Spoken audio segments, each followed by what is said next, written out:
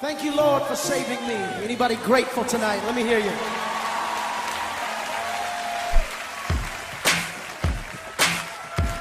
Put your hands together.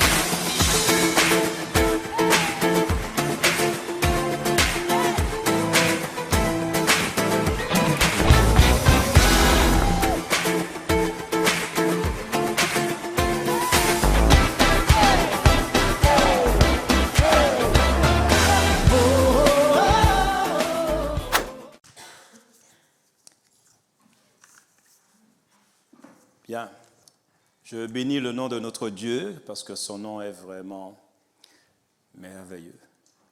Le nom du Seigneur est le nom qui est au-dessus de tout nom. Nous savons que Dieu, il est le créateur de toutes choses, il a tout créé. Lorsque nous lisons la Bible, et au commencement, le livre de la Genèse, et nous savons qu'il est dit au commencement, Dieu créa. Et nous savons qu'il a créé cette terre, mais aussi après avoir créé vraiment l'environnement, l'espace, le ciel, la lune, les étoiles, les mers, la terre, et avoir tout mis sur la terre pour l'environnement, cet environnement, pour que l'homme puisse y vivre. Et Dieu, dans son amour, quand il a placé l'homme sur la terre, ce n'était pas pour que l'homme devienne un homme pécheur, mais l'homme devait toujours rester attaché à Dieu. Et l'homme devait, sur terre, démontrer le ciel sur la terre. C'était l'objectif de Dieu, que sur la terre, qu'il y ait une représentation du ciel. Mais nous savons qu'il y a un ennemi qui est venu, parce qu'il est en colère contre les hommes, mais aussi contre Dieu, parce que l'orgueil s'est trouvé chez lui, et qu'il voulait prendre la place de Dieu. Mais combien Dieu, dans sa grâce, soit il est tout-puissant, soit il est le créateur et qu'il trouve une solution pour pouvoir démêler la situation, soit il n'est pas tout-puissant et alors c'est son ennemi qui aura le dessus. Mais gloire soit rendue à Dieu parce que Dieu avait tout prévu dans la personne de Jésus-Christ. Et c'est lui qui a donné vraiment sa vie, il a versé son sang. Et le but, c'était pour nous racheter, pour racheter l'humanité, et aussi pour permettre, en fait, à tous les hommes, à tous ceux qui croient, de donner gloire à Dieu. Et nous allons faire la Sainte Seine après le message. Et donc, je veux vraiment continuer dans ce thème, l'engagement. Et dimanche dernier, donc, on a parlé de l'engagement, on va dire, collectif. Et je disais que effectivement, je devais parler de l'engagement personnel avant, mais je me laisse toujours diriger. Et aujourd'hui, ce matin, je vais parler de l'engagement personnel. Et je disais dernièrement que l'engagement collectif commence déjà par l'engagement personnel. Ce qui fait que dans le royaume de Dieu, dans l'Église, lorsque nous nous engageons au sein de l'Église, et combien il est important pour nous, avant de nous engager collectivement, nous nous sommes déjà engagés personnellement. Et dans Proverbe 20, je lis ce verset de Proverbe 20, verset 25, qui dit « C'est un piège pour l'homme que de prendre à la légère un engagement sacré et de ne réfléchir qu'après avoir fait un vœu. » Donc, c'est un piège. C'est-à-dire que tout homme qui dit oui à Jésus, qui dit oui à Dieu, en fait, cette personne doit savoir que accepter Jésus-Christ, qui est le don de Dieu, c'est un engagement sacré. Hein? Ah oui, parce que Jésus n'est pas n'importe qui. Jésus, c'est le Fils de Dieu. Même si de nos jours, il y a des hommes, des personnes qui ne veulent pas croire que Jésus est le Fils de Dieu, mais Jésus est le Fils de Dieu. Donc, sachons que l'engagement commence toujours par un appel. Je me souviens, j'ai effectué mon service militaire. Aujourd'hui, bon, ce n'est plus obligatoire. Mais avant, effectivement, parce qu'il y a des gens après qui s'engagent. Mais avant de s'engager, quand on s'engage à l'armée, il y a ce qu'on appelle les jours d'appel. Et après les jours d'appel, il y a cette année de service qui est obligatoire. C'était dans le temps, parce que bon, la loi a changé. Donc aujourd'hui, on s'engage directement, mais toujours est-il en fait que celui qui va s'engager, avant c'était l'État qui lançait l'appel. C'est-à-dire qu'on recevait, dès qu'on avait 18 ans, on recevait déjà ce papier pour dire, en fait, l'armée a besoin de toi. Et donc, si tu ne voulais pas y aller, donc il faut trouver une astuce, quelque chose, pour pouvoir déroger à la règle.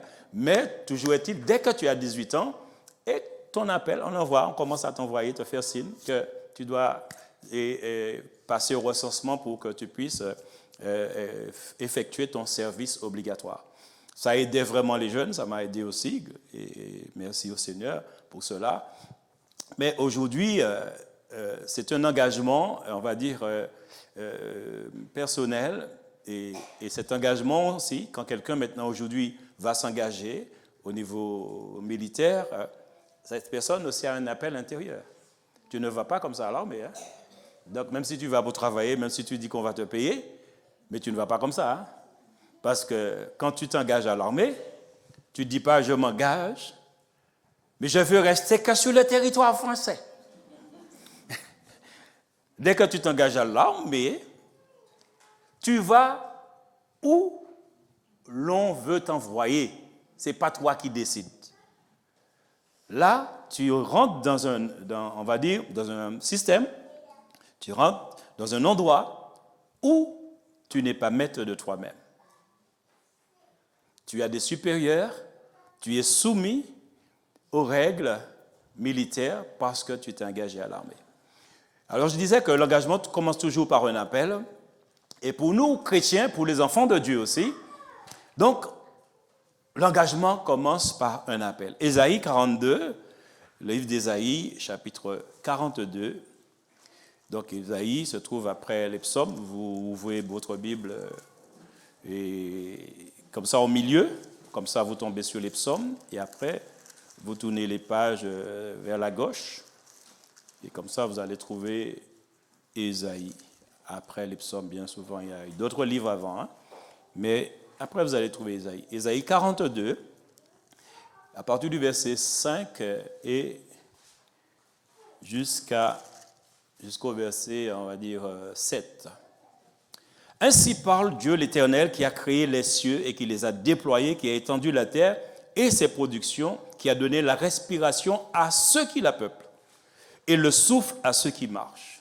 Donc, Dieu, il a créé les cieux, il les a déployés, il a étendu la terre et ses productions et il a donné la respiration aux hommes et aux animaux, aux insectes, la respiration à ceux qui la peuplent et le souffle à ceux qui y marchent, donc les hommes comme les animaux, tout cela.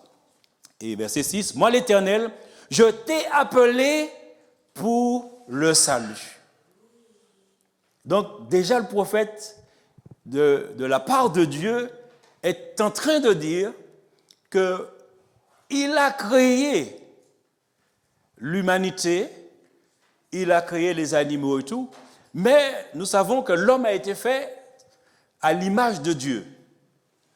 Donc, puisque l'homme a été fait à l'image de Dieu, et qu'entre-temps, le diable est venu dans le jardin d'Éden, Satan a séduit Adam et Ève, et tous les deux sont tombés dans le péché.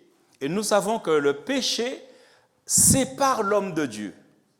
Et à partir de là, dans le livre de Genèse, chapitre 3, c'est le chapitre où il parle de la chute de l'homme et de la femme.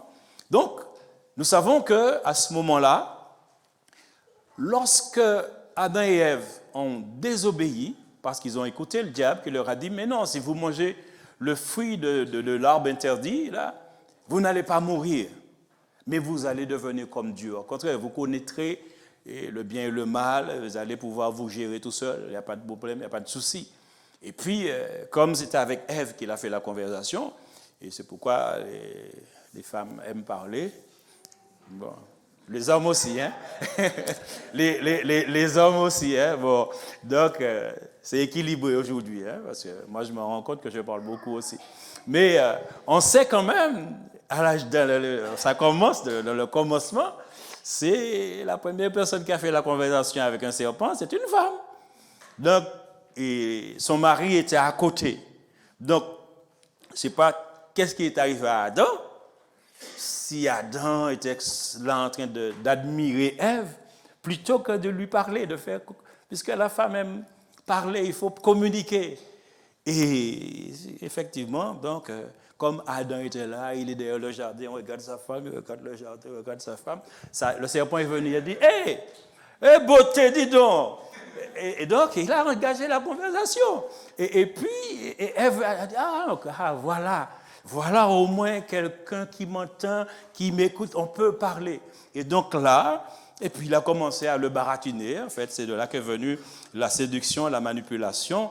Il lui a donné des paroles et elle, tout d'un coup, l'arbre que Dieu avait interdit, le fruit que Dieu avait dit de ne pas manger, et voilà, elle regarde l'arbre et dit, mais j'avais jamais vu que l'arbre était aussi beau et que le fruit agréable à la vue, mais aussi bon à manger. Tout de suite, il a suffi d'une parole. Donc on voit que l'art de la séduction, c'est Satan qui l'a introduit sur la terre. Et ça continue. Ça veut dire que, comme le péché est dans l'homme aujourd'hui, donc cette façon d'agir et de faire vient de l'ennemi. Donc la manipulation, vous savez, le premier commercial, c'était le diable.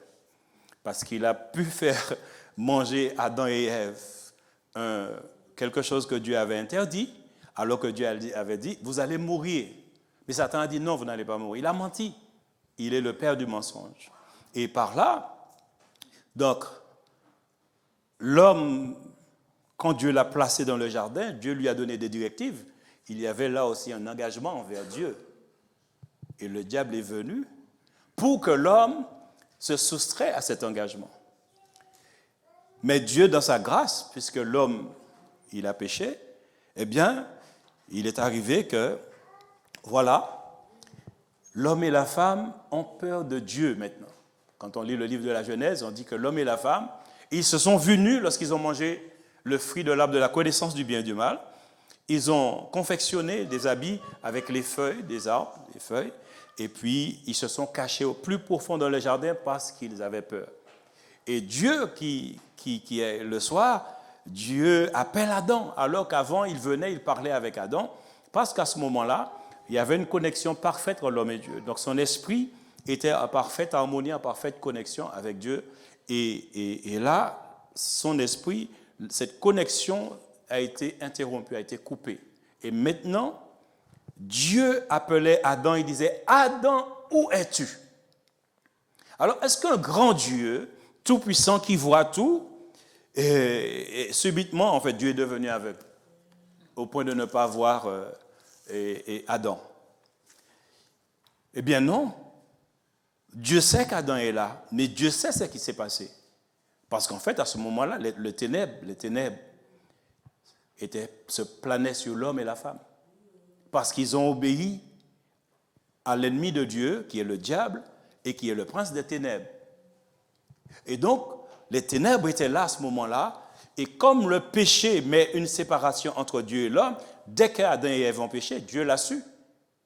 De la même manière, lorsque Jésus était à Jérusalem et qu'il marchait et qu'il prêchait à la foule, il y a une femme qui est venue, qui avait une perte de sang. La femme est venue derrière, elle a dit, si je peux toucher le bord de ses vêtements. Et la femme a juste touché le bord de ses vêtements, et la femme a été guérie.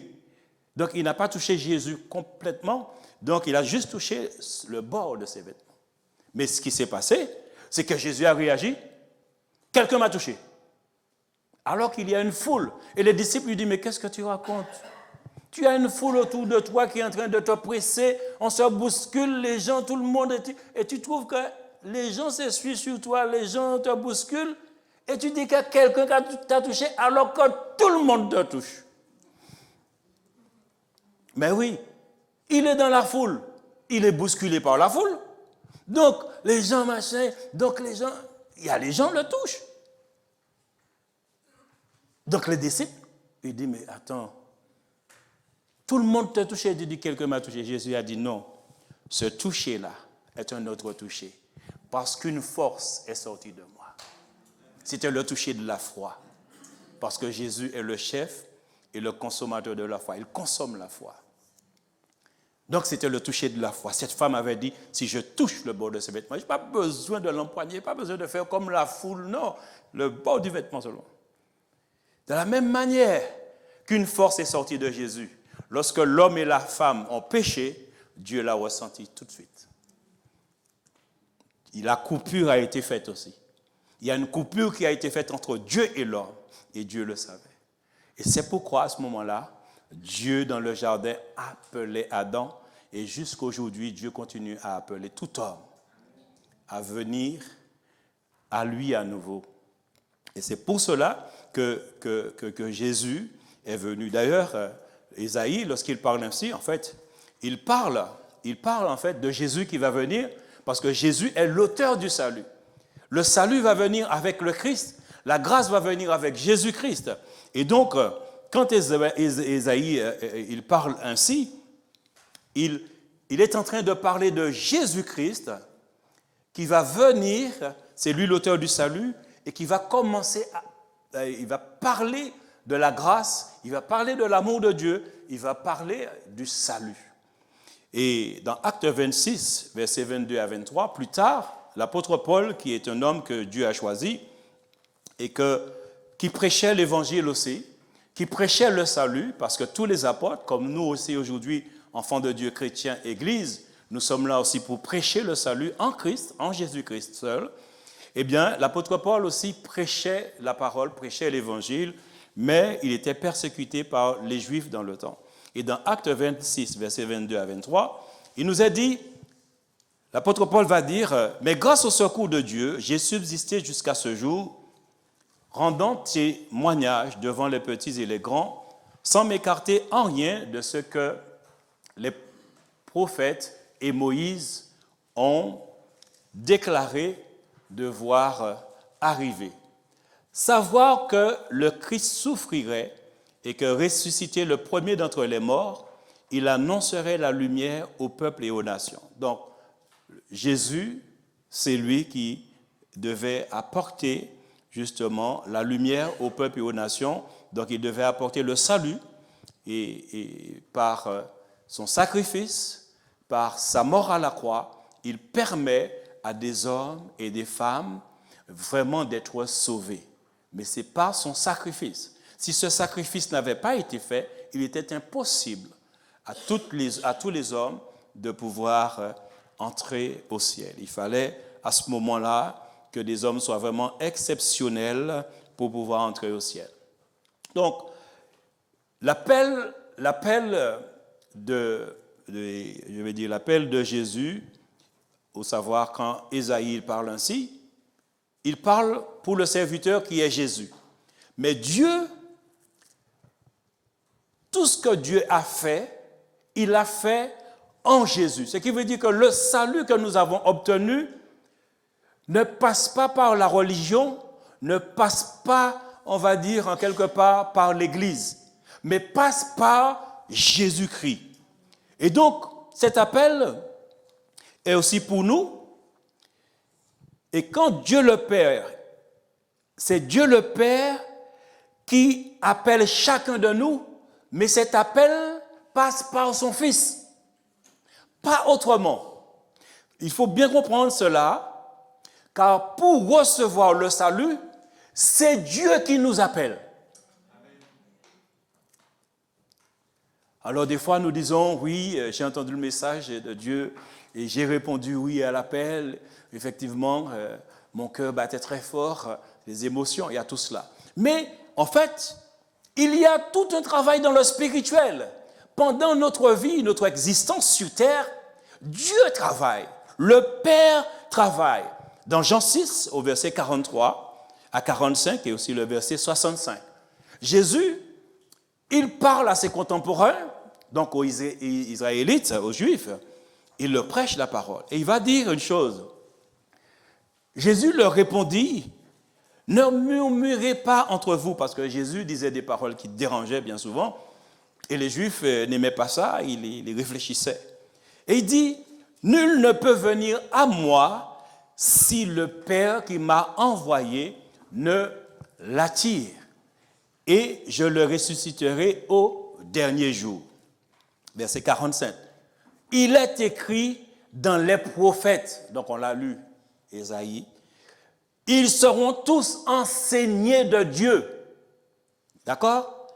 Ainsi, quiconque a entendu le Père et a reçu son enseignement, vient à moi. Tu comprends?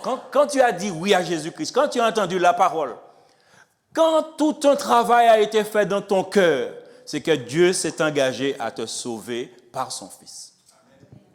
Dieu lui-même, avant que toi tu t'engages, Dieu s'est déjà engagé envers toi parce qu'il y a un combat permanent pour les personnes avant de venir à Christ.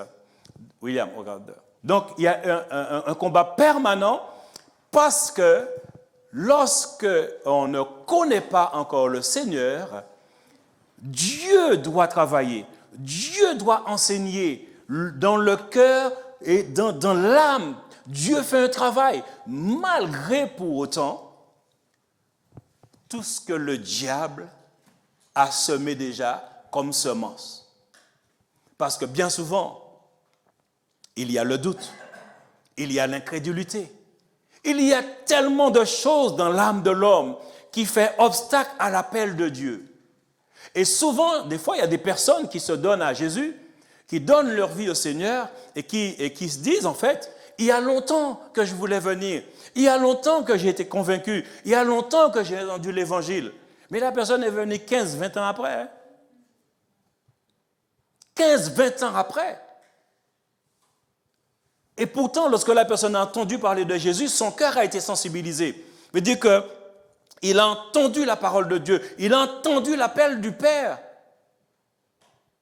Et tout le temps durant sa vie, au travers de tous les événements qui se passent, le Père t'appelle. Tout ce qui arrive dans ta vie, des fois tu vas voir qu'il t'arrive quelque chose et tu dis encore moi, encore cette année, un malheur, quelque chose est arrivé. Mais encore, en fait, c'est l'appel du Père. C'est l'appel du Père. Ne pensons pas que les choses qui arrivent dans la vie, c'est des choses qui nous arrivent comme ça. Et des fois, on a toujours tendance à tout mettre sur le dos du diable.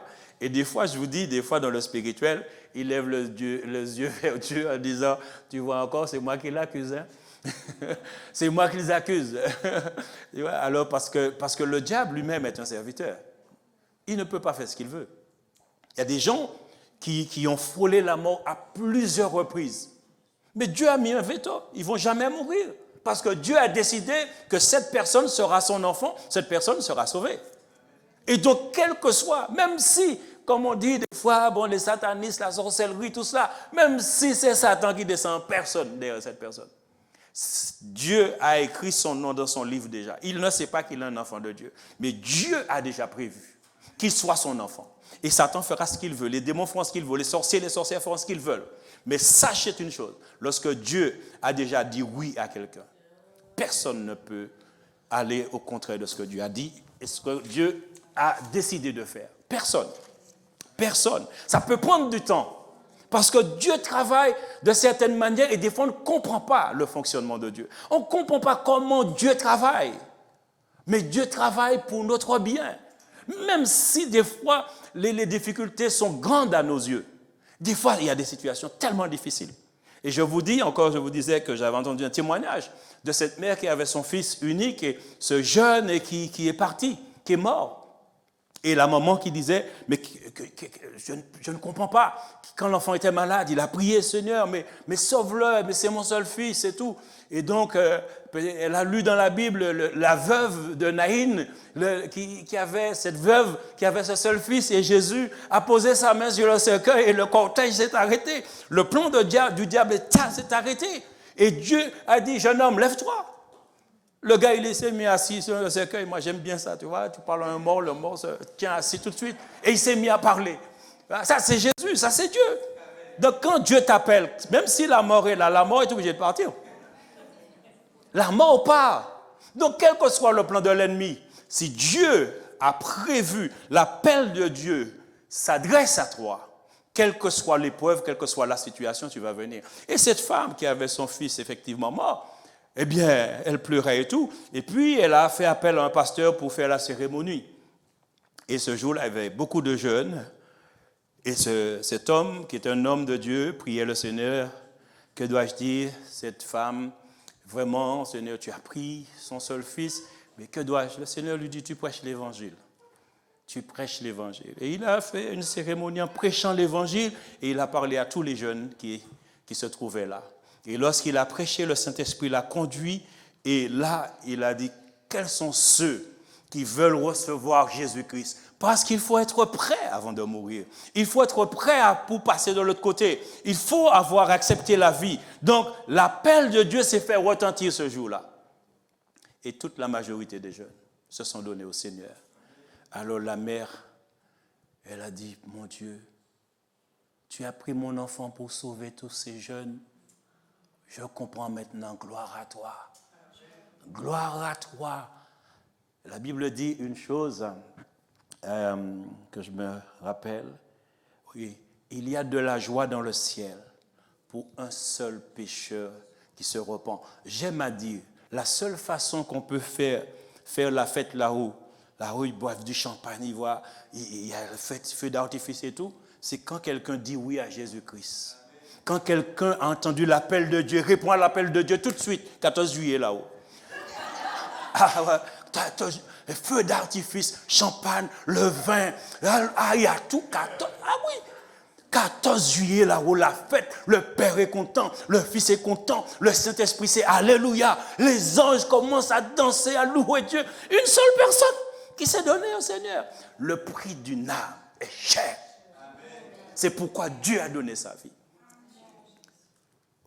Aucune somme que tu pourrais avoir, quelle que soit ta vie sur terre, ne pourra te sauver. Seulement Dieu, en donnant sa vie, a pu le faire. Mais pour que ton salut soit effectif, il faut répondre à l'appel de Dieu. Et quand tu dis oui à Jésus-Christ, c'est à ce moment-là que tu as répondu à l'appel du Père. C'est pourquoi Jésus, il dit, et aussi le verset 65, et il ajouta, il disait aux Juifs, c'est pourquoi je vous ai dit que nul ne peut venir à moi si cela ne lui a été donné par le Père. Cela dit en passant que tous ceux qui ne croient pas en Jésus, tous ceux qui ne reconnaissent pas Jésus comme le Fils de Dieu, comme celui qui sauve, comme le Sauveur, ceux qui n'ont pas encore entendu l'appel de Dieu. Ou bien ils l'ont entendu et ils refusent. Ou bien encore, le diable a fait entrer, je ne sais pas comment dire, une poutre carrément dans les deux oreilles. Ah ouais, une grosse poutre, hein, pour qu'ils ne puissent pas entendre la voix du Père.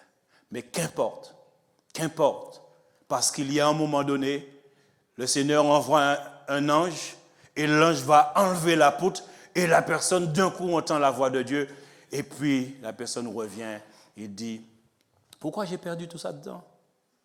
Pourquoi j'ai attendu tout ça dedans?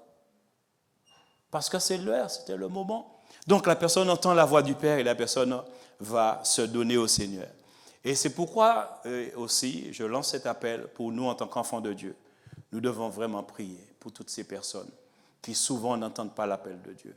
Dieu les appelle, mais ils n'entendent pas. Parce que derrière aussi, il y a l'ennemi qui veut les empêcher vraiment de répondre à l'appel de Dieu. Et je veux dire aussi que tous ceux qui répondent à l'appel de Dieu s'engagent avec Christ. Parce que c'est Christ qui nous conduit vraiment vers le Père. Jésus, il va dire dans Jean 14, verset 6, « Je suis le chemin, la vérité et la vie. Nul ne vient au Père que par moi. » Donc, quand le Père t'appelle et que tu donnes ta vie à Jésus-Christ, donc tu réponds à l'appel du Père en acceptant Jésus-Christ. Mais le salut, la vie se trouve en Jésus-Christ. Et c'est Jésus-Christ qui t'emmène vers Dieu. Donc quand les gens parlent de Dieu et qu'ils refusent de connaître Jésus-Christ, ils ont un gros problème. Ils ont un problème. Parce que le salut, parce que la vie éternelle, la vie d'un enfant de Dieu se passe en Jésus-Christ. C'est là que nous sommes. Attention. Et ça doit nous faire réfléchir. Ta vie en tant qu'enfant de Dieu Tu n'es pas libre de tes mouvements, tu n'es pas libre de toi-même. Tu es en Christ. Spirituellement, tu n'as pas encore saisi cela, mais tu es en Christ. Hébreux, chapitre 2, versets 9 à 13, il nous est dit, Hébreux 2, versets 9 à 13, il est dit, « Mais celui qui a été abaissé pour un peu de temps au-dessous des anges, Jésus, nous le voyons couronné de gloire et d'honneur à cause de la mort qu'il a soufferte, afin que par la grâce de Dieu, il souffrit la mort pour tous. Il convenait en effet que celui pour qui et par qui sont toutes choses, et qui voulait conduire à la gloire beaucoup de fils, éleva à la perfection par les souffrances le prince de leur salut. » Donc, tout ce que Jésus a souffert, c'était pour nous, pour notre salut. Et verset 11, et il dit, « Car celui qui sanctifie et ceux qui sont sanctifiés. » Donc, c'est Jésus qui sanctifie. D'accord? Donc, ça, il faut le comprendre. Donc, si vous voulez bien, on fait un petit crochet dans le chapitre, on va dire, voilà.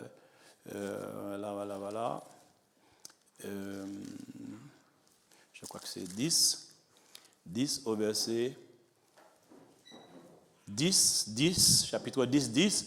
C'est en vertu de cette volonté, la volonté que Jésus s'est soumis à la volonté du Père, que nous sommes sanctifiés par l'offrande du corps de Jésus-Christ une fois pour toutes. Donc, il nous a sanctifiés, le verset 14 du chapitre 10, il nous dit, « Car par une seule offrande, il a amené à la perfection pour toujours ceux qui sont sanctifiés. » Donc, quand on répond à l'appel de Dieu, on accepte Jésus-Christ, donc on rentre dans ce que Christ a fait. Et quand on rentre dans ce que Christ a fait, nous sommes sanctifiés. Et donc, dans Hébreux 2 et verset 11, il est dit, « Car celui qui sanctifie Jésus, et ceux qui sont sanctifiés, nous sommes tous issus d'un seul, à savoir de Dieu le Père. » Et il dit, c'est pourquoi il n'a pas honte, Jésus, de les appeler frères. Moi, j'étais très content de la prière de ma maman ce matin, qui a dit, Jésus est mon frère. Oui. Il dit, mais cet esprit, comment tu fais les choses? Elle a dit ça, mais elle ne dit pas ça tout le temps dans sa prière.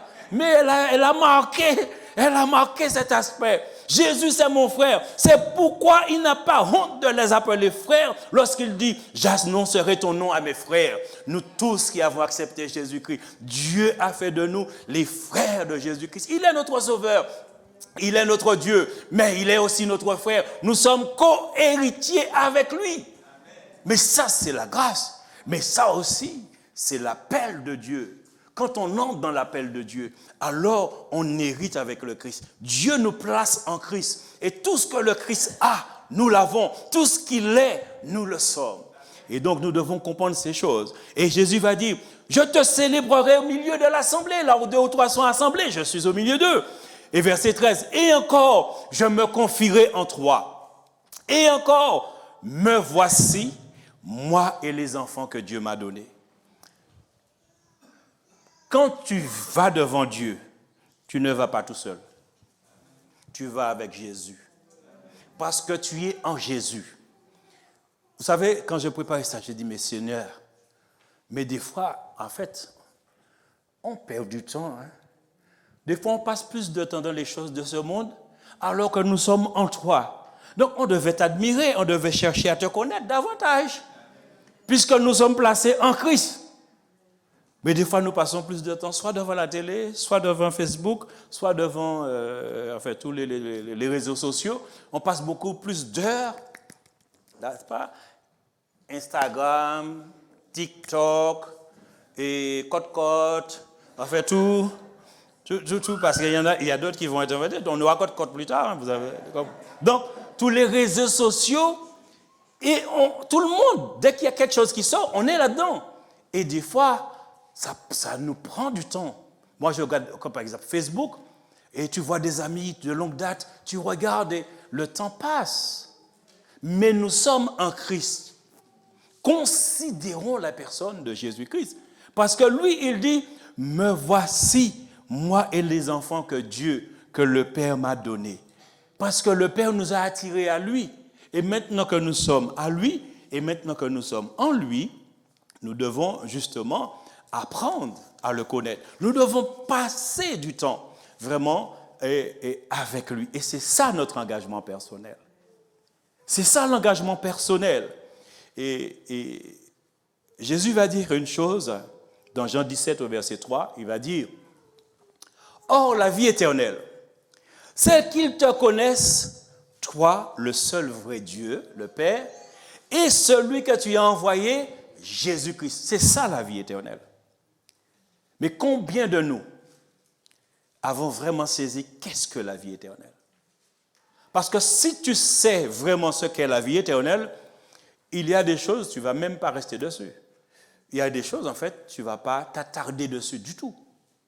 Parce que la vie éternelle, c'est que tu es dans l'éternité, tu es dans le royaume de Dieu, tu es en Christ et tu as conscience que tu es en Jésus, que tu es dans le Père. Vous savez, Jésus, dans Jean 17, moi j'aime bien Jean 17 parce qu'il révèle des choses profondes. Et il va dire, parce qu'il prie pour les disciples, mais il prie aussi pour tous ceux qui vont croire, tous ceux qui vont répondre à l'appel de Dieu et qui vont s'engager avec lui. Et donc, il va dire, il prie son Père, et il va dire, par exemple, au verset 19, « Et je me sanctifie moi-même pour eux, afin qu'eux aussi soient sanctifiés par la vérité. » Ce n'est pas pour eux, verset 20, seulement que je prie, mais encore pour ceux qui croiront en moi par leurs paroles. Donc, par les paroles, on croit en Jésus. Quand je prêche, c'est Jésus qui parle. Je suis là comme un instrument, comme un panneau. Mais la parole qui sort de ma bouche, c'est la parole de notre Seigneur. Et il dit cela, afin que tous soient un, comme toi, Père, tu es en moi, et comme je suis en toi, afin qu'eux aussi soient un en nous. Mais ça, c'est extraordinaire. Jésus est dans le Père est en Jésus. Et Jésus va dire, je prie pour qu'eux aussi soient un en moi, comme je suis en toi, afin que tous nous soyons un. Un avec le Père, le Fils, le Saint-Esprit. En fait, lorsque nous avons répondu à l'appel de Dieu, Dieu a un plan merveilleux pour nous, c'est que tous nous soyons avec Jésus un seul esprit. Mais nous devons, pour cela, apprendre à connaître le Père, à connaître le Christ. Et cela dépendra de nous, et c'est ça notre engagement. Jean 1, verset 1 à 4, il nous est dit, « Au commencement était la parole, et la parole était avec Dieu, et la parole était Dieu. Elle était au commencement avec Dieu. Toutes choses ont été faites par elle, et rien de ce qui a été fait n'a été fait sans elle.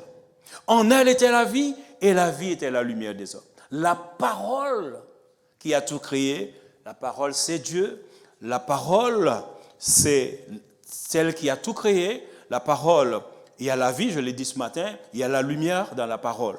Et Jean 1, verset 14, il va dire, « Et la parole qui est Dieu, qui a tout créé, a été faite chair, et elle a habité parmi nous pleine de grâce et de vérité, et nous avons contemplé sa gloire, comme la gloire du Fils unique venu du Père. » Donc, Dieu le Père est la parole qui est Fils, faite chair pour se manifester dans le quotidien des hommes, pour leur apporter la vie éternelle. Ouais, je le redis. Dieu le Père est la parole qui est Fils, faite chair pour se manifester dans le quotidien des hommes, pour leur apporter la vie éternelle. C'est pourquoi Jésus dit, « Oh, la vie éternelle, c'est qu'ils te connaissent, toi, le seul vrai Dieu, celui que tu as envoyé. » Donc, il se passe une chose maintenant. Notre engagement commence par quoi? On a reçu l'appel de Dieu, on a accepté Jésus-Christ, Dieu nous place en Christ. Maintenant, il est important pour nous de comprendre que la parole qui a été faite chair, eh bien Jésus, quand il était avec les Juifs, les Juifs, ce n'est pas des gens faciles, hein? Parce qu'ils avaient reçu des lois sur les animaux purs et impurs. Ils ne mangeaient pas n'importe quoi. Et Jésus, dans Jean 6, à partir du verset 51, Jésus va dire quelque chose qui va les froisser. Il dit, « Je suis le pain vivant qui est descendu du ciel. Si quelqu'un mange de ce pain, il vivra éternellement. » Hop là, ça commence bien. Et le pain que je donnerai, c'est ma chair que je donnerai pour la vie du monde. Là-dessus, les Juifs disputaient entre eux. Jésus a dit une parole là et puis ça commence à bouger parmi la foule là. Mais c'est quoi ce langage? C'est quoi ça? Comment peut-il nous donner sa chair à manger alors que nous ne mangeons pas n'importe quoi? Et donc, Jésus leur dit, en vérité, il sait ce qui se passe. En vérité, je vous le dis, si vous ne mangez la chair du Fils de l'homme et si vous ne buvez son sang, vous n'avez point la vie en vous-même. La vie éternelle que tout le monde veut là. Tout le monde en veut la vie éternelle. Mais Jésus va plus loin. C'est que ton engagement.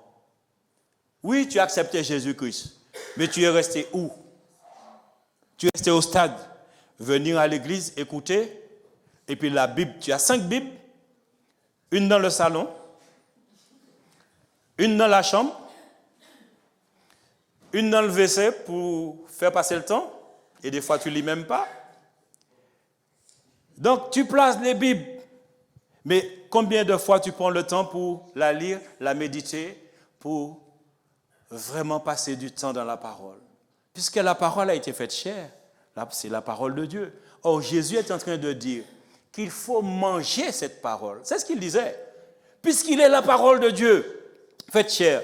Donc il dit, pour leur faire comprendre que la parole n'est pas seulement théorique ni théologique. Elle est aussi une nourriture pour l'âme, pour l'esprit.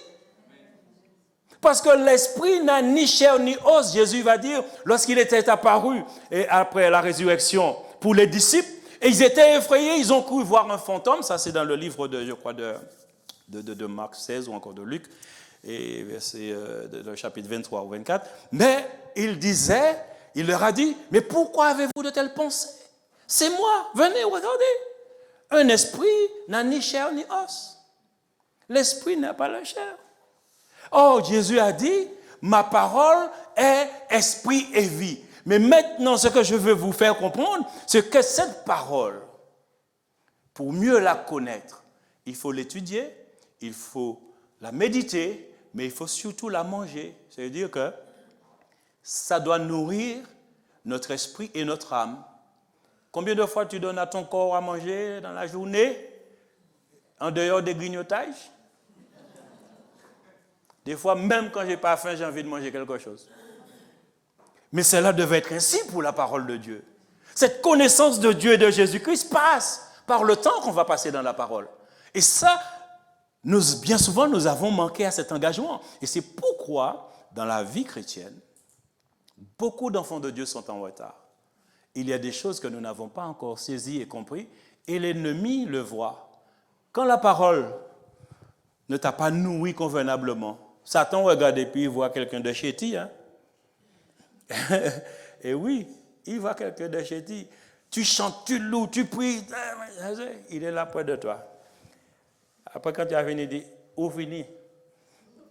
Et tu as fini? Ok, maintenant on rentre à la maison. Dès que tu arrives à la maison, problème, dispute. Et puis, là, tu ne prends pas la parole. C'est que tu ne vas pas prier. Mais qu'est-ce qui m'arrive encore? Mais qu'est-ce que j'ai fait encore? Tout de suite. Mais si tu es dans la parole, tu sauras que c'est l'ennemi qui est en train d'agir. Et tu prendras la parole qui est l'épée de l'esprit et qui est une arme aussi. C'est une parole pour nourrir notre âme. Mais quand il y a des problèmes, quand on sait que c'est l'ennemi qui est à l'œuvre, on l'utilise aussi comme l'épée. Donc, connaître Dieu, connaître Jésus-Christ, c'est savoir ce que Dieu nous a donné qui s'appelle la parole de Dieu. C'est ça notre engagement. L'engagement personnel passe par cette connaissance de la parole, mais pas une connaissance qui reste dans la tête, mais une connaissance qui s'applique à notre vie, que nous mettons en pratique tous les jours, et que cette parole nous démontre, parce que lorsqu'il y a des situations, il faut qu'on voie la réalité de cette parole. Parce que quand Jésus parlait, il y avait tout de suite manifestation. Et cela devait être ainsi pour chacun de nous. Lorsque nous parlons, Satan doit se dire, hop là, excuse-moi, je n'avais pas vu que c'était toi. Il devait dire ça, je n'avais pas vu que c'était toi, excuse-moi. Je leur ai dit de ne pas passer près de chez toi. Parce que la parole tu t'es engagé à demeurer dans cette parole, à vivre dans cette parole, à connaître cette parole. Et c'est en connaissant cette parole qui est chère, qui est Jésus-Christ, que tu pourras vraiment comprendre qui est le Père et qu'est-ce qu'il est pour toi. Tu comprendras la puissance de son amour manifestée par Jésus-Christ. Et il y a tellement de choses qui vont arriver, comme je me souviens le témoignage d'un homme de Dieu, c'est Smith, son nom est un peu difficile, c'est en anglais, Wigler, machin chouette. Et cet homme avait une onction, était puissant, il prêchait la parole, il guérissait les malades.